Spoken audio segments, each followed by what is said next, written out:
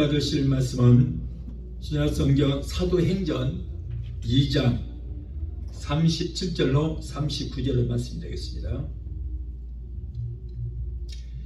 사도행전 2장 37절로 39절의 말씀입니다.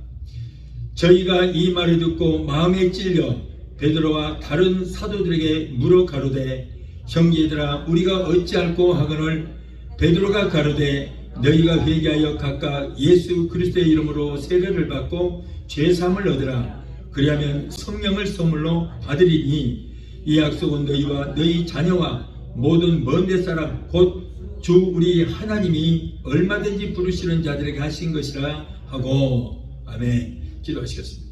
걸어가신 아버지 감사합니다. 오늘 또 부족한 곳에 오셔서 하나님 말씀을 대언하게 하여 주시니 감사합니다. 성령께서 종의 입술에 기름 부음이 넘치게 되게 도와주시고 전형적인 말씀을 통하여 하나님의 뜻을 깨닫고 주 뜻대로 행하는 아버지 귀한 시간 되게 도와주옵소서. 예배를 회방하는 악한 흑암의 세력을 다 예수 피로 멸하여 주시고 오직 성령께서만 이 시간 주관하시고 하나님 영광 받으시고 높임 받아 주시옵소서. 예수 이름으로 감사하며 기도합나이다. 아멘. 할렐루야. 오늘 또 말씀을 사모하여 교회에 나오신 성도 여러분 한 분 한 분에게 하나님의 넘치는 은혜와 축복으로 채워주시게 될 줄 믿습니다. 자, 오늘은 사도행전 2장 37절로 39절을 본문에서 신앙인이 거쳐야 할 과정들, 어떤 단계가 있다는 것입니다. 사람은 누구나 어린아이로 태어나서 성숙한 성인이 되기까지 여러 가지 단계를 거쳐야 됩니다. 군인도 마찬가지입니다. 군대에 입대하게 되면은 훈련소에 들어가서 어려운 관문을 잘 통과해야만 군인으로서 본분을 잘 감당할 수 있게 되는 것입니다. 이렇듯 우리 그리스도인들도 예수를 믿으면은 거쳐야 할 단계가 있다는 거예요. 오늘은 그리스도인들이 거쳐야 할 단계가 무엇인지 알아보고 우리가 그 단계대로 행함으로 성숙한 신앙인들이 되기를 원합니다. 오늘 보면 사도행전 2장 38절을 보면 너희가 회개하여 각각 예수 그리스도의 이름으로 세례를 받고 그 다음 단계가 뭐예요? 죄사함을 얻으라. 그 다음 단계는 그리하면 성령을 선물로 받으리라. 자, 이것이 단계예요. 여기 성경 구절은 성도가 꼭 거쳐야 할 네 가지 과정을 말씀을 하고 있습니다. 즉 성도는 뭐예요? 첫 번째로 회개하고, 두 번째로 세례를 받고, 세 번째로 죄사함을 받고, 네 번째로 성령을 선물로 받는 그런 과정을 거치라. 이렇게 말씀을 하고 있습니다. 자, 첫째로 우리는 회개해야 됩니다. 하나님께 지음받은 피조물인 아담과 하와가 창조주 되시는 하나님의 말씀을 정면으로 대적하고 불순종하는 죄를 범함으로 그들의 혈통을 이어받은 모든 인간은 6천년이 지난 오늘날까지도 모두가 다 죄인의 신부들로 태어나서 계속해서 하나님을 대적하는 그런 죄를 범하고 있습니다. 이러한 죄인은 거룩하신 하나님 앞에 올바로 설 수가 없습니다. 그러므로 우리는 하나님 앞에 철저하게 회개해야 돼요. 여러분, 기독교에서 가장 중요한 것이 뭐냐면 회개하는 거예요. 세례 요한이 마지막 선지자입니다. 그런데 마지막 선지자가 와서 하는 말씀이 뭐예요? 회개하라는 거예요. 회개하라고. 그리고 예수님께서 이 땅에 오셔서 첫 번째 전하시는 첫 번째 말씀이 뭐예요? 메시지가 회개하라. 천국이 가까웠다는 것입니다. 이렇게 회개라고 하는 것이 가장 중요한 것입니다. 여러분, 그래서 우리가 모두가 죄인의 신부들로 태어나서 계속해서 죄를 짓기 때문에 원죄도 회개가 되겠지만 날마다 우리가 마음으로 생각하고 입술로 범하는 이 자범죄도 매일매일 회개 차리면 안 되는 것입니다. 이런 죄인은 거룩하신 하나님 앞에 설 수가 없어요. 왜냐하면 하나님은 거룩하시기 때문에 죄인된 우리는 회개하지 않고서는 하나님 앞에 설 수가 없는 것입니다. 그러므로 우리는 하나님 앞에 매일매일 철저하게 회개하는 것이 가장 중요한 거예요. 죄라고 하는 것은 반역을 향해서 날아가던 화살이 빗나가는 것, 이것을 바로 우리는 죄다. 자, 그렇다면 회개란 뭐인가? 빗나가는 화살이 관역을 정면으로 향해서 날아가서 꽂히는 것. 자, 이것이 회개라는 거예요. 다시 말해서 죄악의 길에서 의로운 길로 이제 우리가 길을 돌이키는 것. 이것이 바로 회개라는 거예요. 우상을 숭배하던 자리에서 하나님을 섬기는 자리로 돌이키는 것. 그리고 세상으로 가던 발걸음이 교회로 돌이키는 것. 내 뜻대로 가던 길을 하나님의 뜻대로 돌이켜서 가는 것. 이것이 바로 뭐라고요? 회개라고 하는 거예요. 회개. 회개라고 하는 것은 바로 죄악의 길에서 의로운 길로 돌아서는 것. 우상 숭배하던 자리에서 하나님을 숭배하는 자리로, 하나님을 섬기는 자리로 돌아서는 것. 세상으로 가던 발걸음이 교회로 돌이키는 것. 내 뜻대로 가는 길을 하나님의 뜻대로 돌이키는 것. 이것이 바로 뭐라고요? 회개다. 회개. 또한 미워하는 마음에서 사랑하는 마음으로 돌이키는 것. 돌이키는 것. 저기 하던 사람이 축복을 빌어주는 사람으로 돌아서는 것. 다시 말해서 지옥으로 가는 발걸음을 천국으로 돌이키는 것. 이것이 바로 회개다. 죄 가운데 살던 사람이 죄와 이혼해버리고 신랑 대신 예수와 재혼해버리는 것. 이것이 바로 회개라고 하는 것입니다. 왕년에 김익두라는 사람이 있었습니다. 이 사람은 평양의 깡패였어요. 술을 얼마나 잘 먹는지 몰라요. 앉은 자리에서 소주 30잔은 그냥 거뜬히 마실 수 있는 그런 술꾼이었습니다. 그런데 술만 취하면 특히 예수쟁이들을 괴롭히는 그런 특기가 있었어요. 평양 사람들도 김익두라고 하면 아주 머리를 살랑살랑 흔든 사람이에요. 김익두는 1900년 선교사 수알론 목사의 설교를 듣고, 그래, 이제부터 내가 예수를 믿어보자. 그때부터 예수 믿기 시작한 거예요. 그 사실은 다른 사람에게 말도 못하고 슬금슬금 숨어서 교회를 출석을 했습니다. 그렇게 하던 2달 동안은 일절 술을 입에 대질 않았습니다. 그런데 옛날 친구들과 길을 가는 중에 친구들이 술을 권합니다. 한잔 하자. 그랬더니 김익두는 나는 지금 몸이 아파서 약을 먹는 중이다. 그래서 내가 술을 먹지 못하겠다. 그러면 무슨 병이 들어서 무슨 약을 먹느냐? 그랬더니 술 못 먹는 병이 걸렸고, 그래서 약은 내가 신약과 구약을 먹는다. 이렇게 김익두가 대답했다. 그러나 결국 강요에 못 이겨서 술을 마시고 말았어요.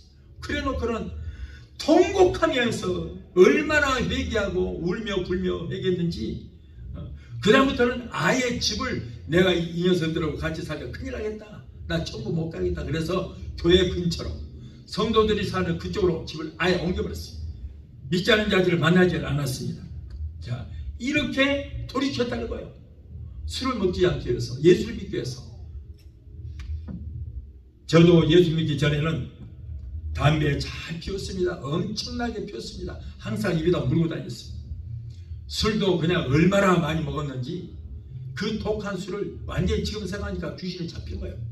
아니, 정상적인 사람이 그 독한 술을 어떻게 많이 마시겠어요? 그렇게 완전히 술마귀에 잡혀서 완전히 미쳤어 이거. 그러니까 그 독한 술을 돈 들어가면서 밤을 새워가면서 마셨어요. 그러다가 내가 예수를 믿게 됐습니다. 그런데 예수 믿는 내가 술, 담배를 이렇게 몸에서 냄새를 풀풀라고 덕이 안 되는 거예요. 우리가 예배드린 장소가 교육한 9층인데 거기까지 엘리베이터 타고 올라가는데 사람들이 나를 피하는 거예요. 거기로 돌리면서 왜악게 하는 거예요. 토요일날 밤새 술 마시고 담배 피우고 주일날 씻지도 않고 교회를 엘리베이터 타고 올라가니 사람들이 좋아할 리가 없죠, 냄새를. 그래서 결국에는 막 계단으로 올라가고, 가만히 생각하니까 아니, 내가 이렇게 사람들 피해서 계단으로까지 9층까지 올라가야 되겠느냐. 담배 끊으면 되잖아. 그러고는 내가 기도했어요. 성령님께만 기도했습니다. 나는 기왕 버림없으니까 괜찮은데 성령님 내 안에 계신다면서요. 주독에 걸려서 얼마나 고통스럽습니까? 그러니 나를 위해서 아니고 당신을 위해서 이제 끊게 해달라고 어린애 같은 기도를 했는데, 그날부로 담배를 딱 끊어버리고 술 끊어버리고 지금까지 냄새로 맡아요. 다른 분들은 거의 다 술, 담배 해요. 때가 되면. 근데 참고 있는 건데 나는 완전히 하나님이 끊게 해주신 거야. 이게 바로 돌이키는 거다. 이렇게 지난 날에 잘못을 깨닫고 돌이키는 것, 이것이 바로 회개다. 주여 용서하여 주시옵소서, 내 죄를 용서하여 주시옵소서. 그래 놓고 그 다음날 똑같은 짓거리면 그걸 회개 아니에요? 아니에요. 회개라는 뭐예요? 돌이키는 것이다. 돌이키는 것이 회개예요. 그래서 이렇게 주여 용서해달라고, 그러면 그 다음날 또 술 먹으면 용서가 되겠어요? 하나님이 용서해 주셔야죠. 돌이켜야 된다. 돌이켜. 사람들과 관계도 잘못된 것이 있으면 그걸 청산하고 돌이켜야 돼요. 내가 먼저 화의를 청하고 용서해야 됩니다.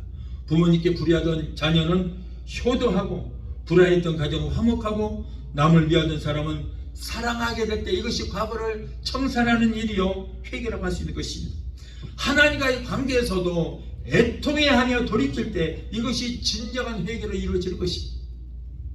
이러한 삶이 성도가 거쳐야 할 첫 번째 과정이에요. 첫 번째 단계. 자, 그렇다면 둘째로 두 번째 과정 뭐예요? 세례를 받으라 그랬어요. 세례를 받으라. 자, 회개했으면 다음 단계로 예수 그리스도 이름으로 세례를 받으라. 예수라고 하는 이름은 자기의 백성을 죄에서 구원할 자다라고 하는 그런 의미가 있습니다. 마태복음 1장 21절에 아들을 낳으리니 그 이름을 예수를 하라. 이는 그가 자기의 백성을 죄에서 구원할 자이시니라 라고 했습니다. 예수님은 우리의 죄와 사망의 길에서 우리를 건져주셨습니다. 그러므로 우리는 예수 이름으로 세례를 받아야 됩니다. 이 그리스도라고 해서 뭐냐면 기름 부으심을 받은 자라, 그런 뜻이 있습니다. 예수님은 그리스도의 사역을 감당하기 전에 세례 요한에게 물로 세례를 받을 때에 그때 성령이 그에게 임하여 성령의 기름부으심을 받았어요. 그래서 그리스도라고 하는 거예요. 기름부으심을 받았다. 우리 예수님은 우리를 죄에서 구원하시기 위해서 33년 동안 선지자 사명을 감당하셨고, 우리를 구원하시기 위해서 자기 자신의 몸을 찢으시고 깨뜨리시고 대속의 피를 흘려 십자가에서 죽으시고 3일 만에 부활하심으로 대제사장의 사명을 감당하셨습니다. 또한 우리를 다스리시고 지배하시는 그분은 만왕의 왕이시고 만주의 주가 되시는 것입니다. 그러므로 우리는 우리를 죄에서 구속하신 예수 그리스도의 이름으로 우리는 세례를 받아야 됩니다. 세례라고 하는 것은 옛사람은 예수와 함께 죽고 세상 죄에 찌들었던 모든 옛사람 육신은 예수와 함께 무덤에 장사진을 버리고, 그리고 예수와 함께 영의 사람으로 다시 태어나는 것을 말하는 것입니다. 세례를 줄 때 우리가 물속으로 들어가죠. 물속으로 들어갈 때에 여러분 옛사람은 우리가 죽어서 물속에다가 장사진해 버리는 거예요. 그리고 우리가 물에서 다시 나올 때 예수와 함께 다시 살아나는 것, 이것이 바로 세례의 의미가 되는 것입니다. 그런 의식을 통해서 옛날에 그는 죽어 장사 지내고 예수로 인해서 새롭게 살게 되는 됨을 선포하는 것입니다. 로마서 6장 4절에 우리가 그의 죽으심과 합하여 세례를 받음으로 그와 함께 장사되었나니 이는 아버지의 영광으로 말미암아 그리스도를 죽은 자 가운데서 살리심과 같이 우리도 또한 새 생명 가운데서 행하게 하려 하심이라. 그런 세례를 받음으로 우리는 못된 그 세상적인 싹을 다 잘라버리고, 그리고 좋은 과실을 맺는 나무에 첫 붙이는 것처럼 사는 삶을 말하는 것입니다. 자, 이제 셋째로, 세 번째 과정은 죄에서 사심을 받아야 된다. 회개했으면 이제 우리가 죄에서 사심을 받아야 된다. 죄 쌌은 죽고 망하는 것입니다. 죄 쌌은 우리가 아무리 울어봐도 소용없고 애통해봐도 소용없습니다. 이 죄 문제를 해결하기 위해서는 힘써봐도 소용없고 참아봐도 이 문제를 해결할 수 있는 방법이 없어요. 선하고 착한 일을 아무리 한다고 해도 여러분 이 죄 문제를 해결할 수 있는 방법이 없습니다. 아무리 선한 일을 한다고 해서 여러분 절대 우리가 선해질 수 없는 거예요. 그러니까 종교의식을 행한다고 해서 죄로 인한 이 사망의 문제를 해결할 수 없습니다. 그래서 옛날에는 수도원을 저 바위 꼭대기나 깊은 산속에다가 수도원을 짓고 거기 가서 죄를 안 짓겠다고 세상과 단절하고 숨어 살았어요. 그렇다면 이 사람이 죄가 있어요, 없어요? 있어요. 죄가 있다고요? 어떤 죄가 있어요? 마음으로, 생각으로, 입술로 짓는 죄도 날마다 있어요. 여러분 사람들은 행동으로 짓는 죄만 죄라고 생각하거든요. 눈으로 보이는 죄만 죄라고 생각하는데 하나님은 그렇지 않아요. 그렇지 않습니다.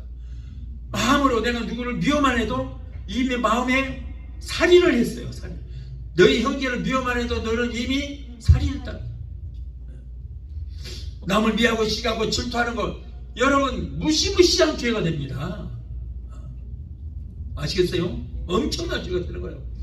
우리가 여러분 남을 해치고 싸우고 한다고 해서 귀신이 들어올 것 같아요? 안 들어와요. 귀신이 쉽게 사는 짓이에요. 그 짓은. 그런데 여러분 귀신이 들어오게 하는 통로가 뭐예요? 남을 미워하고 시기하고 질투하고 염려하고 근심하고 두려워하고 하는 거. 이것이 다 죄가 돼서 그것이 귀신이 들어오는 통로가 되는 거예요. 예. 그렇기 때문에 여러분 수도원에 가서 아무리 내가 세상과 단절하고 산다고 그 사람이 죄가 없냐고요? 아니에요. 첫째는 원죄가 있고요. 아담으로부터 내려왔던 원죄가 있고, 그리고 날마다 여러분 마음으로 생각으로, 그리고 입술로 짓는 자범죄가 얼마나 많은지 몰라요. 그런데 수도원에 가서 숨어 살아요? 죄를 피할 곳이 없어요. 없어요. 죽어야 끝나는 거지 죄가 피할 곳이 어디 있습니까?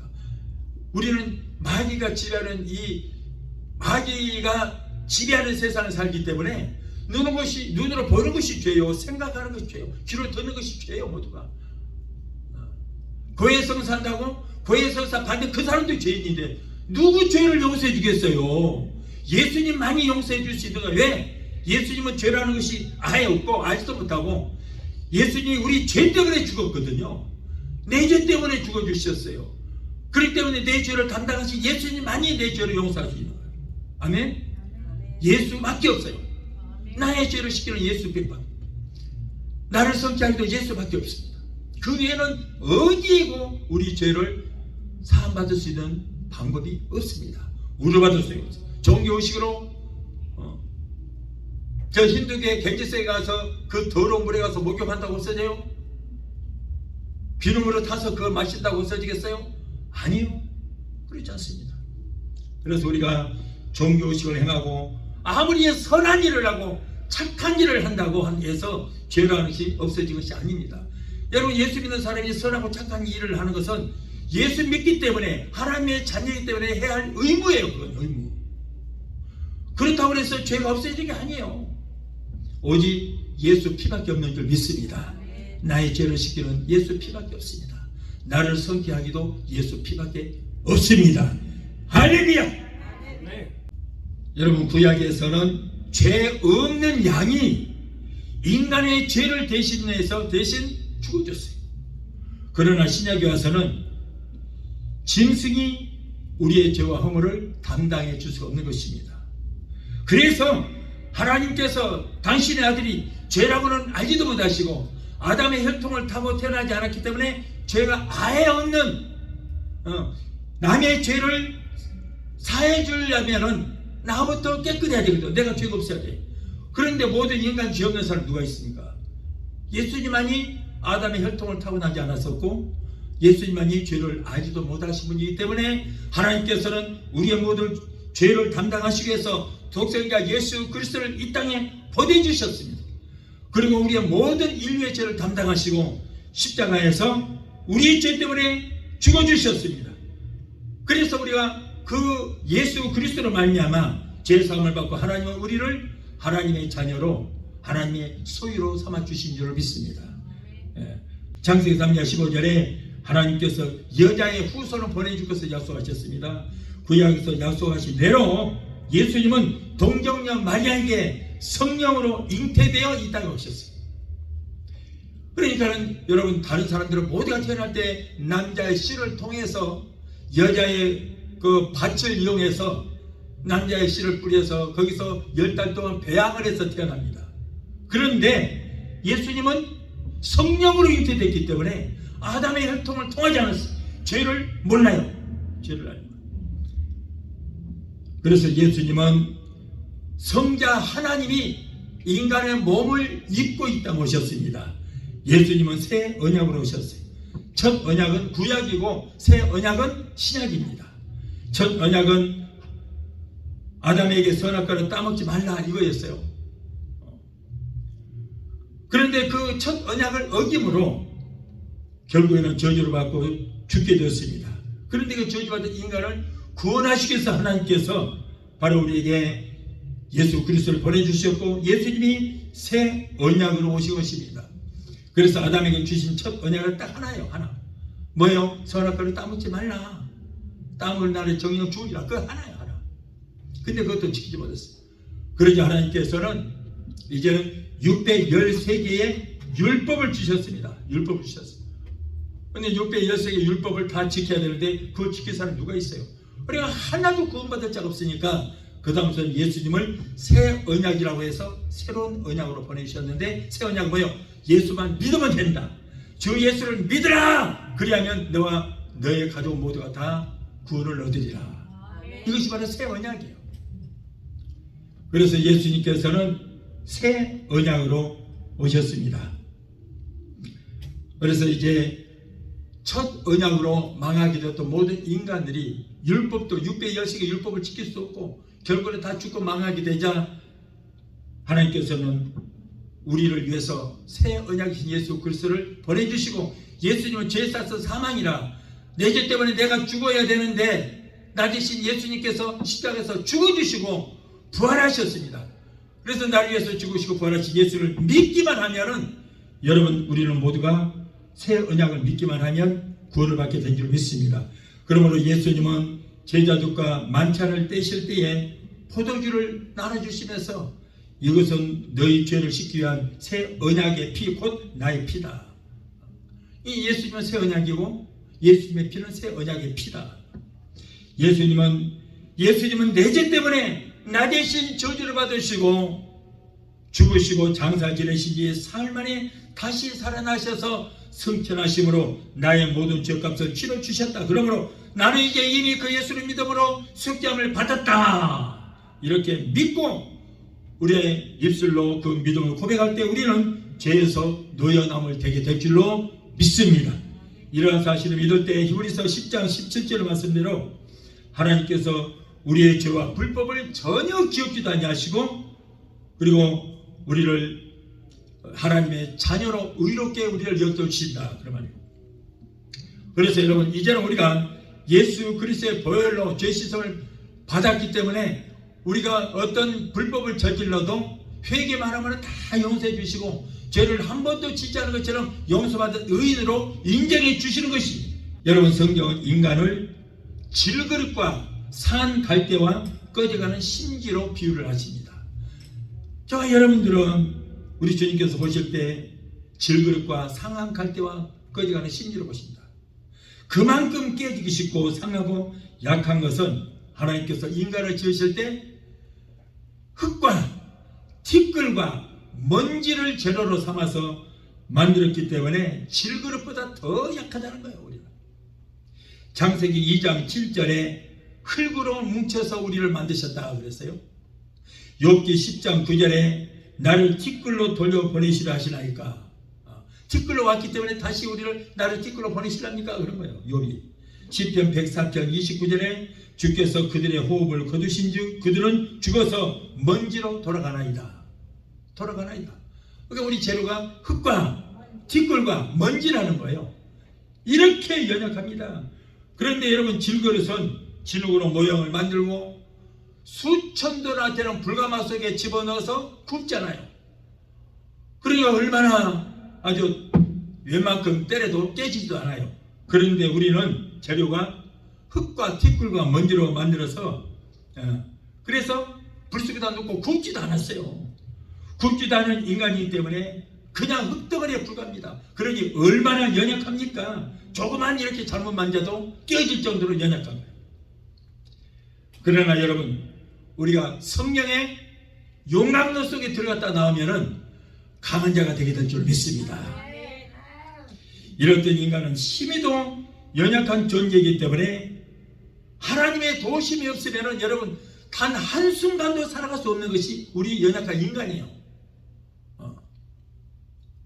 그러나 감사한 것은 하나님께서 성령으로 우리를 도우셔서 오늘날까지 험난한 인생길을 극복하게 하시고 또 주어진 사명을 잘 감당하게 하셨습니다. 프랑스 파리에 가면은 루블 박물관이 있는데요. 거기에는 모나리자 그림이 있습니다. 이 모나리자 그림은 수백 년이 지난 지금까지도 그대로 잘 보존되어 있습니다. 그 이유는 뭡니까? 이 그림을 보호하기 위해서 특수한 환경을 만들고 온도를 잘 맞춰주고 그리고 방탄 유리로 설치해서 그 그림을 보호하기 때문에 수백 년 지난 지금까지도 잘 보호를 하고 있습니다. 자, 이처럼 우리 하나님께서는 우리를 모나리자 그림보다도 더 사랑하시고 우리를 더 귀하게 여기셔서 불꽃 같은 눈동자 같은 그런 눈으로 우리를 보호하시고 도와주신 줄로 믿습니다. 하나님 우리를 귀하게 여기시는 이유는 왜 그랬습니까? 당신의 외아들의 피값으로 우리를 사셔서 하나님의 소유, 하나님의 자녀로 삼으셨기 때문에 우리를 귀하게 여기시는 거예요. 그러므로 우리는 나 같은 죄인이 용서함 받아서 주 앞에 옳다함 얻음은 확실히 믿기는 어린 양 예수의 그 피로 속죄함 얻었네. 자, 이러한 찬송을 부르면 기쁨으로 매일매일 살아갈 수 있게 되는 것입니다.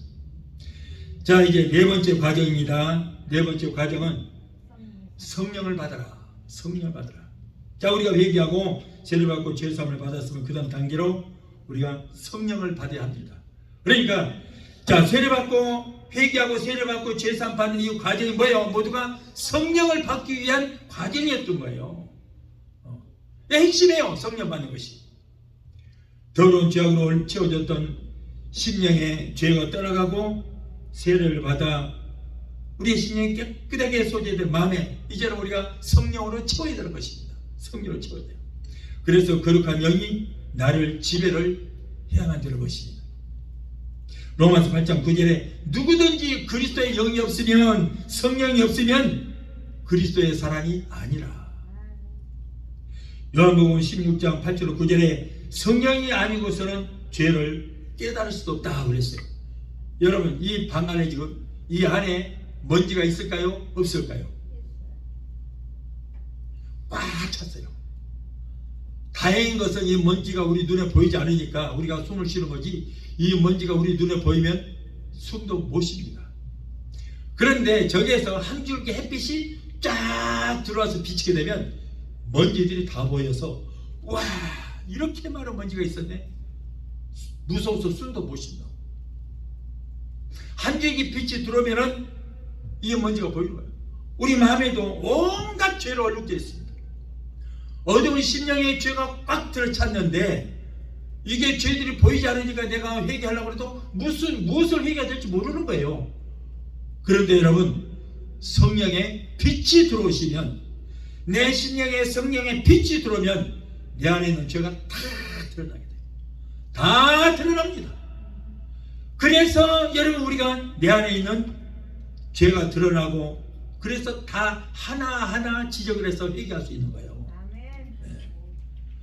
우리가 성령의 빛이 없으니까 내가 회개하라고, 내가 뭘 죄를 지었기 때문에 내가 내 누구를 때려 죽이기로 해서 뭘 했어? 맨날 나하고 회개하라고, 왜 나를 죄인 취급하냐고 이렇게 불평하는 사람도 있어요. 그러나 여러분, 성령의 빛이 들어오시면 내 안에 있는 죄가, 모든 죄가 다 드러나서 통곡하고 울 수밖에 없어요. 너무 더러워서 울 수밖에 없어요. 여러분, 이렇게 성령 받은 것이 이렇게 중요한 것입니다. 그래서 우리가 성령을 받아야만 죄를 온전하게 회개할 수 있는 거예요. 더러운 죄악으로 얼룩졌던 이렇게 심령의 죄가 떠나가게 되면은 우리는 깨끗하게 소재된 내 심령에 성령님이, 거룩한 성령이 들어올 수 있는 거예요. 그렇기 때문에 여러분, 우리가 회개치 않으면은 아무리 성령 받고 싶어도 절대 받을 수 없는 것은, 죄는 더러운 것이기 때문에, 더러운 것에는, 똥에는 뭐가 붙어요? 똥파리가 붙어요. 똥파리가. 그것이 바로 바알세불이라는 거예요. 귀신의 왕이라는 뜻입니다. 네.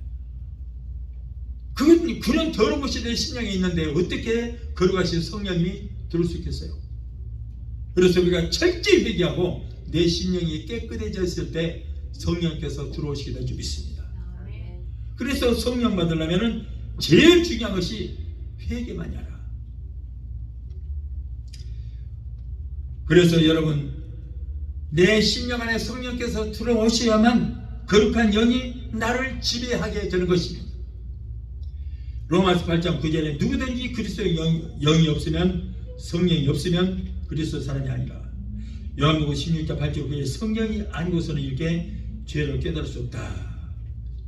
고린도전서 10장 3절에 성령이 아니고서는 예수를 주라 시인할 수도 없다고 그랬어요. 그러므로 성도는 성령을 받아 예수 그리스도의 영인 성령에 사로잡혀서 살아야 될 줄 믿습니다. 성령에 사로잡혀야 행복한 거예요. 여러분 분명히 제가 말씀드리는데 귀신이냐 성령이냐 둘 중에 하나예요. 귀신에 잡혀보세요. 얼마나 고통스러운지, 얼마나 힘들은지 몰라요. 여러분 스가랴서 12장 10절에 간구의 영, 기도의 영을 부어준다고 그랬는데 성령은 여러분 간구의 영이요 기도의 영인 것입니다. 우리도 간구의 영을 받아야 성령께서 나를 밤이고 낮이고 기도할 수 있도록 해주시는 거예요. 기도도 내가 뭐 하고 싶다고 되는 거 아니에요. 성령께서 기도를 해주시도록 붙들어 주시면 돼요. 그래서 성령은 간구의 영이요 기도의 영이다. 우리가 기도의 영을 받아 기도에 힘쓸 때에 하나님과 교통하며 애벌레에서 나방이 나오듯이 변화가 되게 될 줄 믿습니다. 다음에는 변화되는 역사가 일어납니다. 이사야서 32장 15절에 필경은 위에서부터 성령을 우리에게 부어주시리니 광야가 아름다운 밭이 되며 아름다운 밭을 삼림으로 여기게 되리라. 자, 구약에 보니까 성령이라는 단어가 별로 없어요. 그런데 이사야 선지자는 성령을 우리에게 부어주신다고 그랬고, 그리고 다윗 왕도 내가 이렇게 죄를 범했을지라도 성신이 내게서 떠나지 않게 해달라고 그런 모습 보였습니다.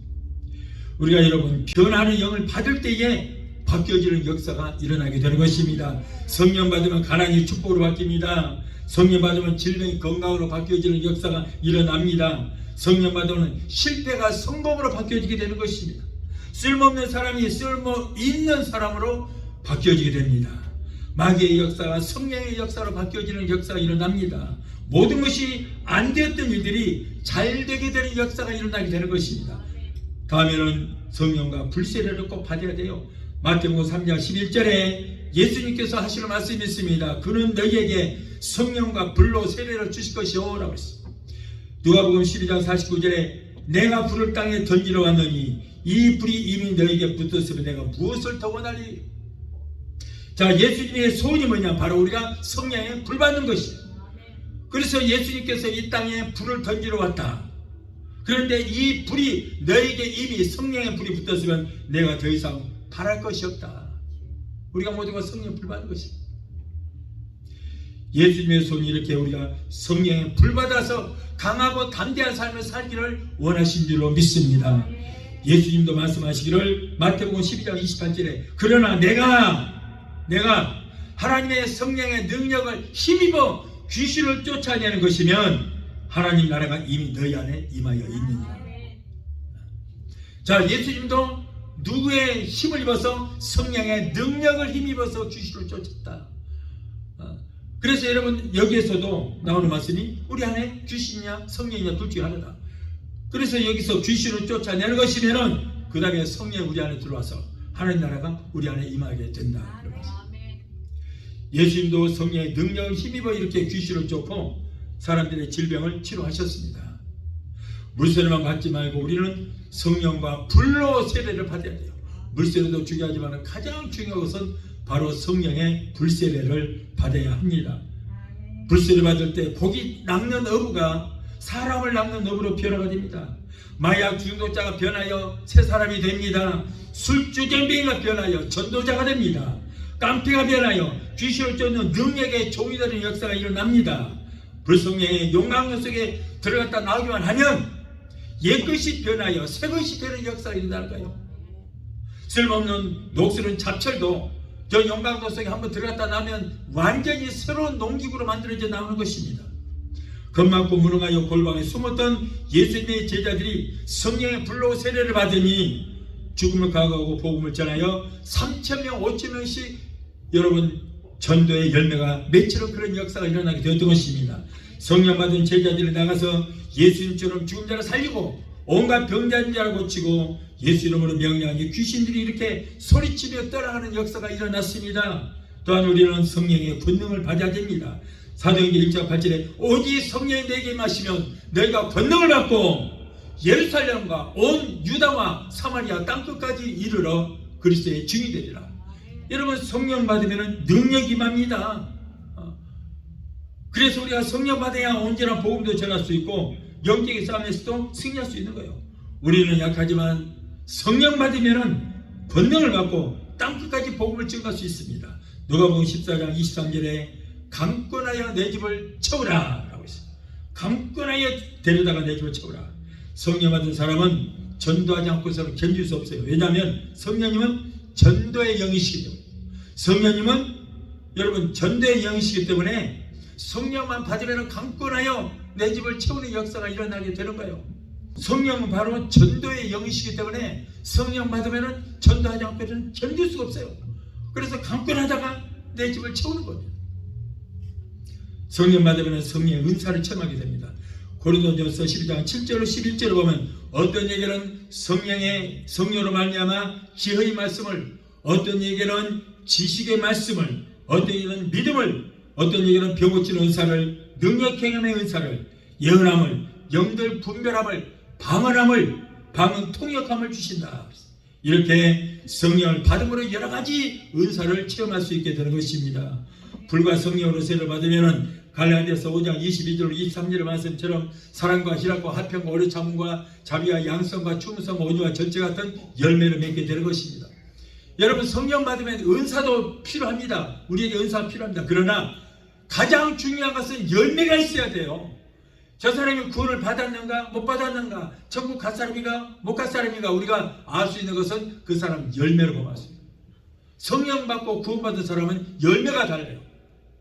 사랑과 희락과 화평과 오래 참음과 자비와 양성과 충성과 온유와 절제 같은 이런 열매를 맺힙니다. 그런데 심지어는 성령 받고 방언까지 했음에도 불구하고 그냥 사람들한테 막 말 함부로 하고 못된, 이 사람은 성령의 열매가 없어요. 그 사람은 가짜야, 가짜.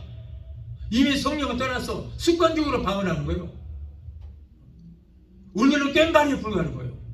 그래서 우리는 여러분, 저 사람이 정말 믿음이 좋은 사람인가, 저 사람이 정말 구원을 받은 사람인가 보려면 그 사람의 열매를 보면 압니다.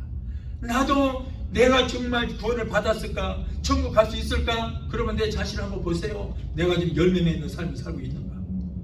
확실합니다. 은사 나타난다고요? 아니요. 그거 속지 마세요. 주님, 내가 귀신도 쫓고 병도 고쳤나이다. 그런데 왜 나를 천국에 안 들어가십니까? 그러니까 야, 이 불법을 행한 자들아. 자, 이 사람 뭐예요? 병도 고치고 귀신도 쫓았어요. 분명히 그렇죠. 온갖 성령의 은사를 나타냈어요. 그런데 예수님이 너는 불법을 행했기 때문에 천국 못 간다. 그러니까 여러분, 막 귀신이 쫓겨나가고 성령 받았다고 막 역사가 일어나고 은사 받았다고, 저 목사님 이거 능력도 많고 하는 거 보니까 저 사람 믿음도 좋고 천국 가게, 속지 마라. 아무도 모른다. 불법을 행한 자들이다. 몰라요. 그러나 열매를 보면 알 수 있는지 믿습니다. 열매로 나타나는 거예요. 열매. 은사로 나타나는 것이 아니고 열매로 나타나는 거예요. 그래서 여러분, 우리가 은사를 사용해도 뭘로 사용하느냐? 열매를 갖고 사용하는 거예요.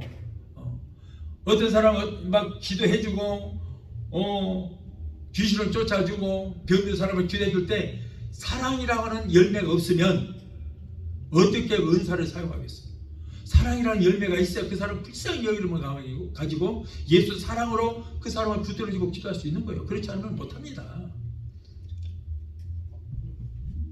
사랑하는 여러분, 성령의 임재만 가지고서는 안 되는 거예요. 예. 어떤 사람은 그래요. 나도 성령 받았다고. 성령 임재했다고. 성령 임했다고 그래요. 그런데 임재하고 세례하고는 다릅니다. 임재는 뭐냐면 여기만큼, 발등만큼 절실 정도 왔다. 받으나 마나요. 받는 게 아니에요. 임재예요. 그냥 자기 마음대로 그냥 돌아다닐 수 있고 마음대로 행할 수 있는 거예요. 그러나 성령 세례는 뭐예요? 우리가 물세를 받으면 물속에 들어가지 않아요. 잠기고요. 성령 세례는 성령에 잠기는 거예요. 그러면 내 마음대로 내가 하지를 못하는 거예요. 성령의 지배를 받아야 되는 거예요. 그냥 물속에 들어가면은 발이나 허리까지 차도 좀 내가 자유스럽게 할 수 있죠. 그러나 키까지 넘어버리면 내 마음대로 수영을 해야 돼요. 물속에 빠져서. 그러듯이 여러분, 우리가 성령에 잠겨야만 완전히 성령의 장비야만 내 마음대로 하지를 못하고 성령의 지배를 받을 수밖에 없는 거예요. 그것이 바로 축복인 것입니다. 내 마음대로 마귀가 시킨 대로 했다가 이거는 큰일 납니다. 그게 자유함이 아닌 거예요. 그거는 망할 일인 것입니다. 그래서 여러분, 우리는 성령의 세례를 받아야 된다. 성령의 잠김 받아야 된다. 아무리 오랫동안 교회를 다녔다고 해도 이러한 과정이 없으면, 이 네 가지의 과정이 없으면 진정한 성도를 할 수 없습니다. 여러분은 지금 어떠한 과정을 거쳤습니까? 아직 겪지 못하신 분들은 오늘 이 영상을 보시고도, 여러분 중에도 겪지 못하신 분들은 후회주시고 꾸짖지 아니하시는 하나님께 구하게 되시기를 예수 이름으로 축원합니다. 어떤 분들은 말하기를, 교회만 다녀 우리 다 성령 받았다고 해요. 이 사람은 무슨 소리냐? 귀신 신나라 까먹은 소리다. 내가 아까 그랬잖아요. 임재하고 세례하고 달리다 그랬잖아요. 그 임재만 가지고, 얘 임재 다 받았어요. 그거 갖고 안 된다니까. 안 돼요. 세례를 받아야 되는 거예요. 그런데 왜 예수님께서는 성령을 받으라고 그럴까요?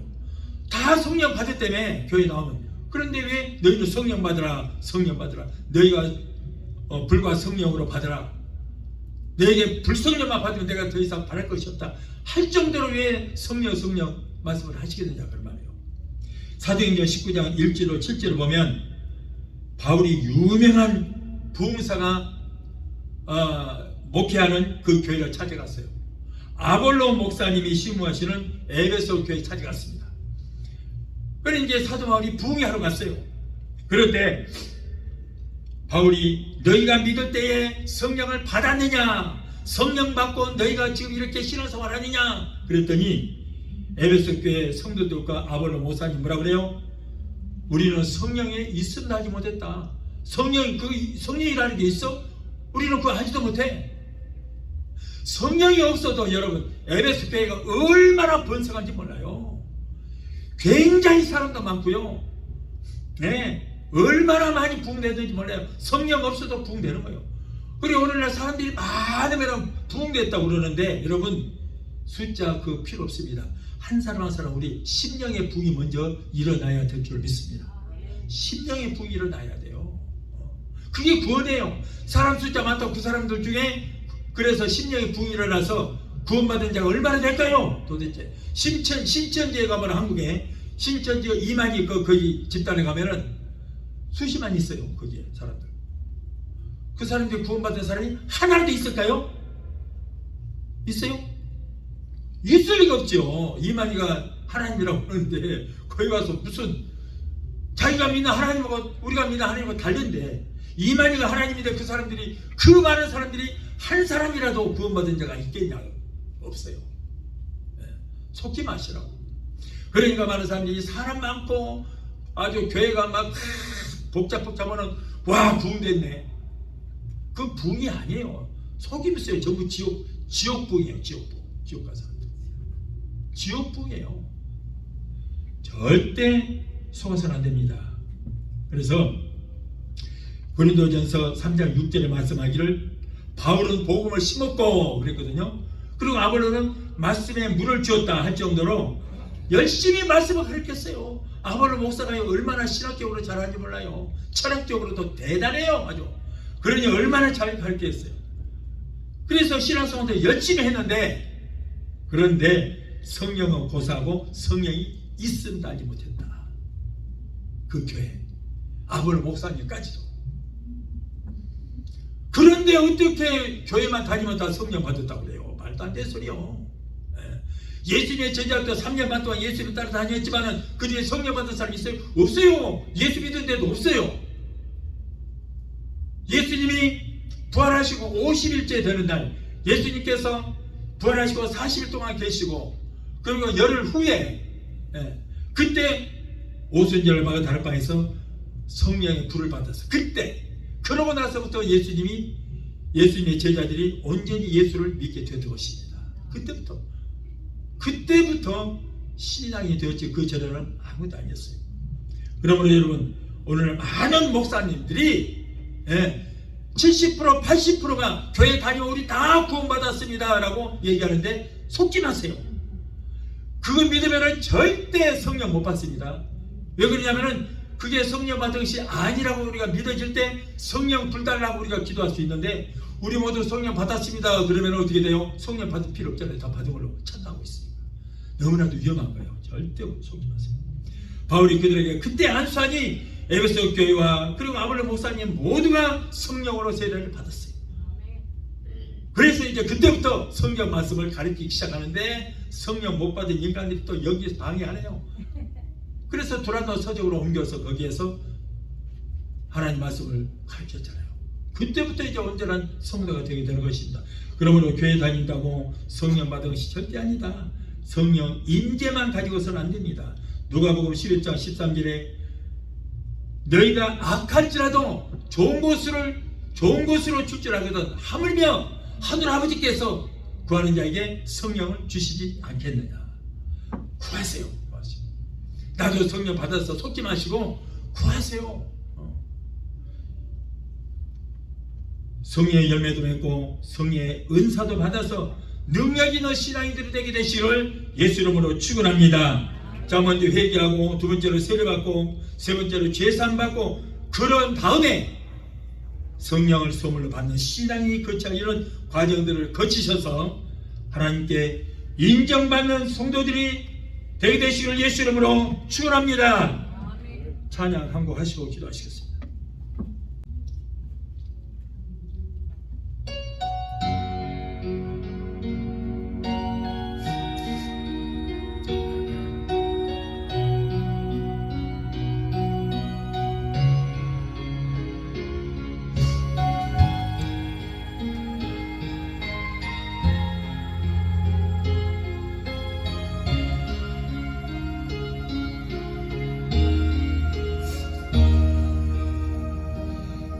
갈보리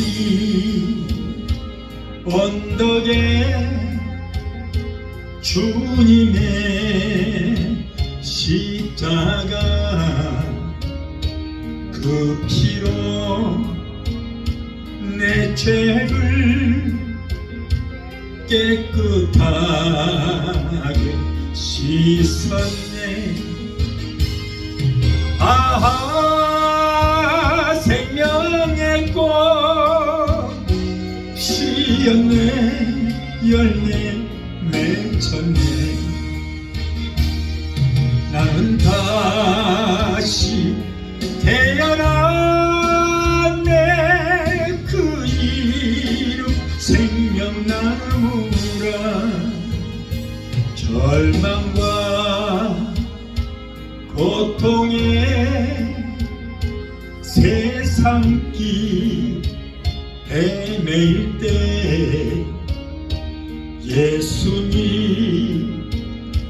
품으로 나를 인도하셨네. 아하, 생명의 꽃 피었네. 열매 맺혔네. 나는 다시 태어났네. 그 이름 생명나무라. 지나온 인생길 부끄러운 은이지만 주님의 은혜로 감사만이 넘치네. 아하, 생명의 꽃 피었네. 열매 맺혔네. 나는 다시 태어났네. 그 이름 생명나무라. 기도하시겠습니다. 거룩하신 하나님 아버지, 오늘 하나님께서 우리에게 신앙생활에 거쳐야 할 과정이 있다고 말씀하셨습니다. 우리가 먼저 회개하고 세례를 받고 죄사함을 받고 불과 성령으로 세례를 받는 과정을 통해서 성숙한 신앙이 하나님께 인정받는 신앙인들이 다 되게 도와주시옵소서. 예수 이름으로 감사하며 기도합니다. 아멘.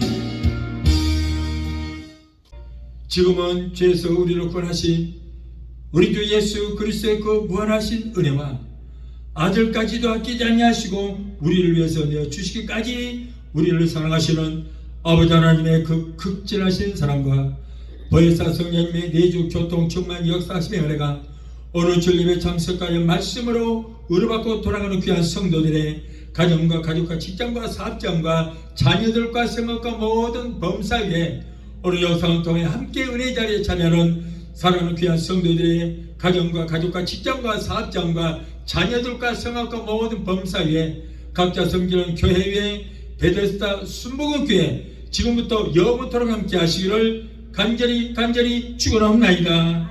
아멘.